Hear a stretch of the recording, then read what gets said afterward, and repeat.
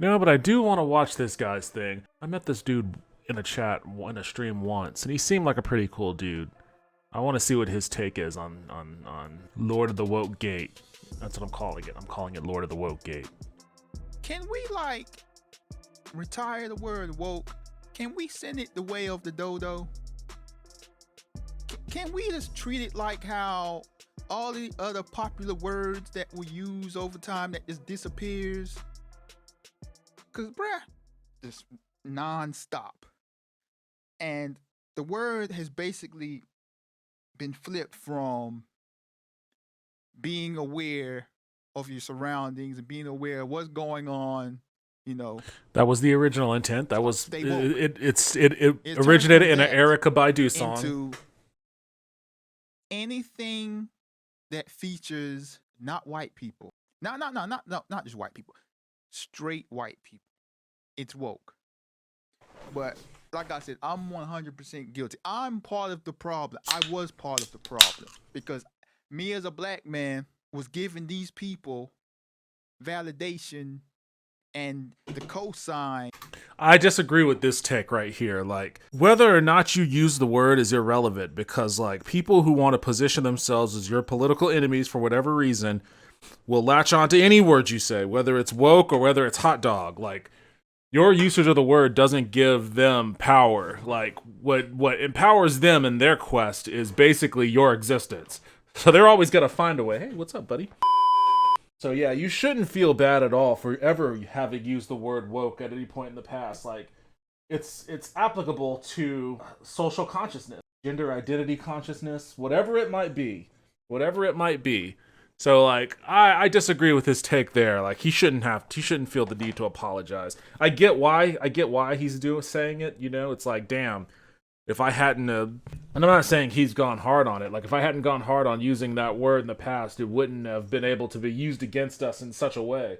But it was always going to be. I mean, you know, whether it's woke or whatever. If it wasn't woke, it was going to be something else. It was going to be something else. So don't ever feel like. And the reason why they do that, the reason why those elements of our, discourse, for lack of a better word, does that is because they recognize the power and draw that those kinds of words have, right? Like, woke means something, or it meant something, back in its original iteration. And it was just like, almost a, I don't want to say throwaway line, but it was almost a throwaway line, the Erykah Badu song that, people liked and, started using it to represent various states of consciousness of your surroundings, and it's a good message for people who, are part of an oppressed minority group of whatever type, whether you're black or gay or whatever it might be.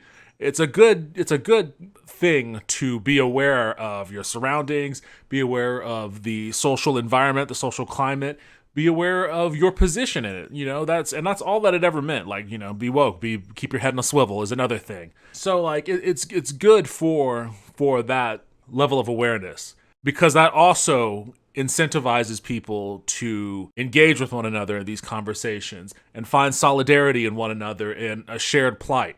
And that's the thing they don't like. They don't like that, because when that solidarity occurs, then that's where real power begins to manifest. That's when you have social movements that result in actual change. And reactionaries don't like change. I mean, their core brand proposition is to react negatively to progress. So, of course they were going to latch onto that word. Don't ever apologize for it. They will do what they will do. Go around and calling everything woke. They would, because they'll use us as their shield to be like, see, that black guy was saying this is woke, so it must be woke. Yeah, so fuck now him. Everything's woke. You Fuck remember him. that Black Rob song "Whoa" that came out? Was it '99? Black Rob. Around that time. haven't thought about Black And Rob then in ages. White people nonstop saying like "whoa," Yeah.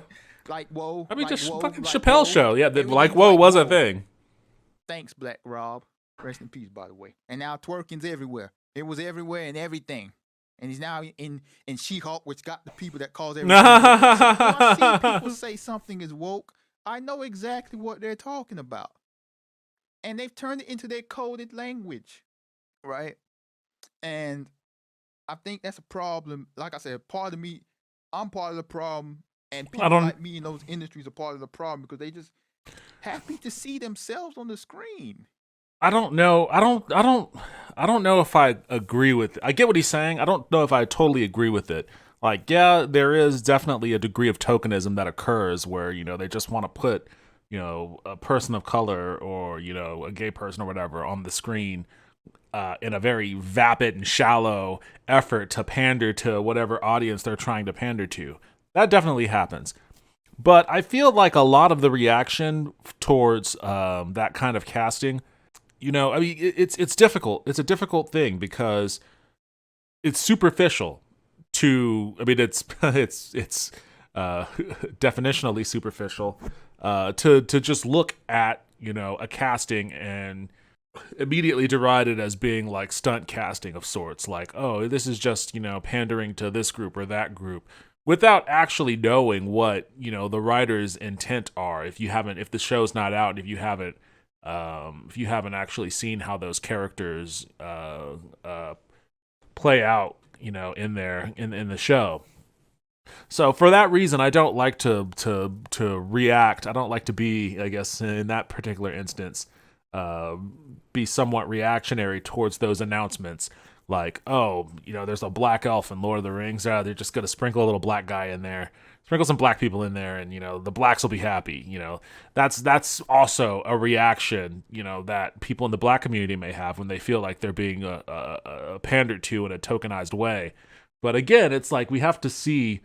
Like, I get the reaction, I get that feeling, but we do have to see, what the intent of those characters are as they play out in the story. Like, it's all about stories. It's all about character development. It's all about those particular characters making a connection with the audience. And we just have to. That's always a thing that remains to be seen when those casting announcements are made. It's unfortunate that the casting announcement themselves take up so much oxygen. Like, a character will be announced, and it'll be a black actor or whatever, or a woman, in a gender bent role or something. Because this is way out ahead of, even when production starts most of the time, like, people just react to the superficiality of it without even recognizing or being able to recognize what those castings, what those character traits can bring to a story. So I'm personally opposed to declaring claims of tokenism whenever a person of color is cast in something. Like, I always want to, and sometimes you can tell, like, sometimes you can get a sense of, okay, do they have a story to tell with this casting? Do they have a story to tell with this character, or is this just like, the Burger King Kids Club? And you do have to safeguard from distilling everything to that lowest common denominator before you get a chance to see what the writer's intents were. So that's the only thing I'll say about that. Like, I understand the inclination to just go right there whenever you see something like that. It's important to be able to give the writers and the directors a chance for you to absorb their intent. Like, oh, hold on, man. We're not going to see that Marvel movie. If we, add 2 black X-Men to the original cast, they're not going to watch that X-Men movie. They're not. So people will go see it. The black folk, like that. No, I don't think that's quite true. Like, and he's talking about like the speculation that Esposito. God, I can't. What is it? Jesus, is it Carlos Esposito? Giancarlo. I thought it was Carlos. I was close. It's Giancarlo Esposito. Damn. So like the speculation that came out that Giancarlo Esposito is being cast as Professor X, or maybe Magneto, or Doctor Doom. Like, there are a number of characters that were tossed out, attached to his name, and this is an instance where it's like, for a character like Xavier, race does not play an important part in who that character is. So you could just cast Giancarlo Esposito because he's fucking awesome. He is an incredible actor, and it would be cool to see him in that role. Like, it has nothing to do with his blackness or anything like that. It's just, this is a dude who popped off on Breaking Bad or Better Call Saul or whatever show he was where he popped off. And, he was on The Mandalorian, and he was awesome in that role. He usually plays menacing characters, so I can see him continuing the trait of a villain. But it would be interesting to see him take a face turn, too. Like, I'm not, I don't know. I don't think that's a let's sprinkle some black people in here so we can get them in the audience, get them in the theaters kind of thing. Not for that dude. Like, and even with someone like Kang the Conqueror, Jonathan Masters as Kang the Conqueror, like, I don't even think that was necessarily like let's get a black guy in here so we can get the black crowd. Like, I don't even think that was necessarily what they were going for. I do think like there's a danger in having such strong cynicism based around this topic, and I understand perfectly well why the cynicism exists. But there is a danger in having such strong cynicism around this topic to where you fail to recognize the talent and the popularity of black actors. Like, sometimes it's not a nefarious plot. Sometimes a black actor is just really good and really popular.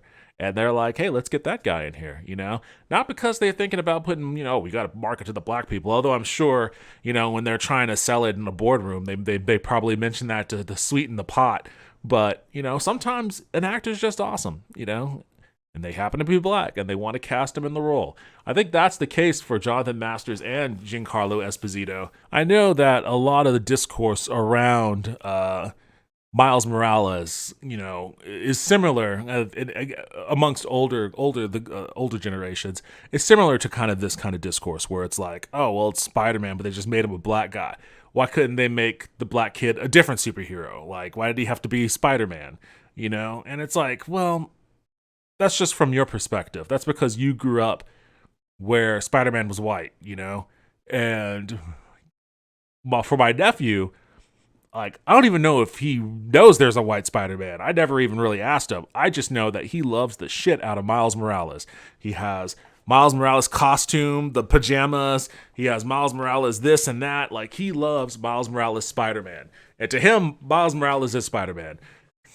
And now, what am I going to do? Am I going to sit him down and talk to him about, like, well, let me tell you, they're brainwashing you to accept, taking the hand-me-downs from white culture and they're making you not respect black people and black culture and black creators and blah. No, I'm not going to do that to my fucking nephew who loves Miles Morales. He loves Miles Morales. He sees himself as a superhero, He sees himself in that superhero. That's not necessarily something I had as a kid. I remember when Milestone Comics came out, with Icon and Hardware. Was it Hardware? Those were some weird comics now that I think about it. But I liked Icon, and it was cool. Ostensibly he was just black Superman. And I remember my dad got me those comics, and at the time I was like, my initial reaction to it was like, what is this? This is weird. Like, I haven't heard of this before. This is weird. Like, I'm used to the staples, like Superman, Batman, the Avengers, X-Men. Like, these are the staples. Like, this is a new thing, and it's weird because, like, this guy is like Superman, but not. He's just like black. Like, so what is the point of this? Is he just trying to be Superman but black? Like, I was very confused by it. But as I read it, I actually ended up liking it, and et cetera, et cetera. But, like, when you are a kid, like, these things impress upon you, right? And I think it's important to not let the cynicism of our experiences taint the genuinely good things that representation can bring about in our society when it allows our youngers to see themselves in characters that we never saw ourselves in. Like, that's important. It is important. The minute race was brought into his character in the Falcon and the Winter Soldier show, oh, this show is woke. No longer can do it anymore. No, that is true. That is very, very true. A black female Sith, Muslim superheroes, making harmless jokes about white people in all superhero movies. Diversity is only okay as long as none of the characters mentioned to you.